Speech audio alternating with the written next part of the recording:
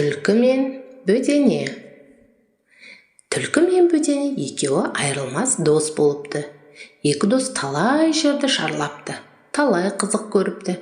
Күндердің бір күні: «Досым, мені бір күлдірші», депті түлкі. «Жарайды, күлдірейін. Сен менің артымнан ерте отыр, мен ұшадым да отырамын», депті бөдене.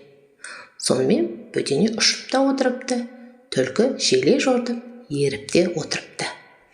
Бір жерге келсе, бір кемпір сиыр сауып отыр екен. Шалы бұзауды ұстап тұр екен. Бөдене ұшып барып, сиыр сауып отырған кемпірдің басына қона кетіпті. Түлкі анадай жерде тығылып қарап тұрыпты. Бөденені көре сала: «Кемпір, кемпір, қозғалма, мен мына төбеңдегі бөденені соғып алайын», депті шал.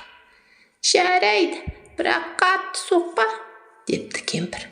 Шал жерде жатқан күректі алып, салып қалғанда бөдене ұша жөнеліпті. Күрек кемпірдің басына тиіп, кемпір құлапты. Шелектегі сүті төгіліп қалыпты. Түлкі ішек сілесі қатып күліпті. «Досым, күлдің бе?» депті бөдене. «Күлдім, досым, күлдім. Разымын, досым, разымын», депті түлкі. Күндердің бір күні түлкі: «Ал, досым, енді мені бір мықтап тұрып қорқытшы», депті. «Қатты қорқытайын ба, ашуланбайсың ба?» деп сұрапты бөдене. «Жоқ, ашуланбаймын, қатты қорқыт», депті түлкі. «Жарайды, қорқытайын, бірақ сен көзіңді тас қылып жұм. Мен сенің төбеңе қонып, екі қанатымен көзіңді жабамын. Содан кейін сен жүр де отыр. Оңға десем оңға, солға десем солға жүр. Қашан мен төбеңнен ұшып көзіңді аш дегенше ашпа», депті бөдене. Сонымен бөдене түлкінің төбесіне қонып, екі қанатымен көзін жауыпты.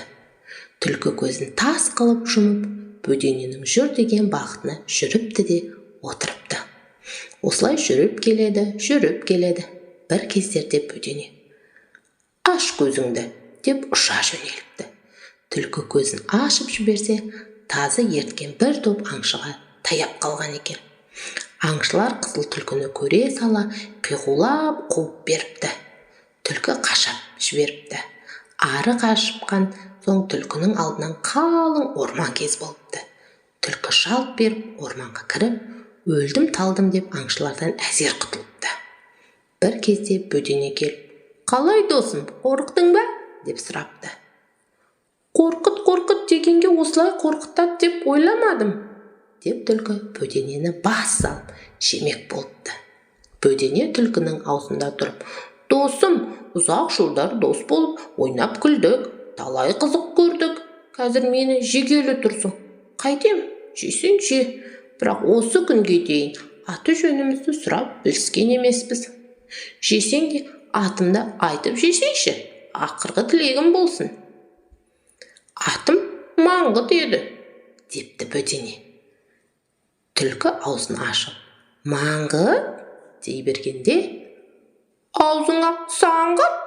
деп бөдене ұша жөнеліпті. Осыдан кейін түлкі мен бөдене достықтан айырылысыпты.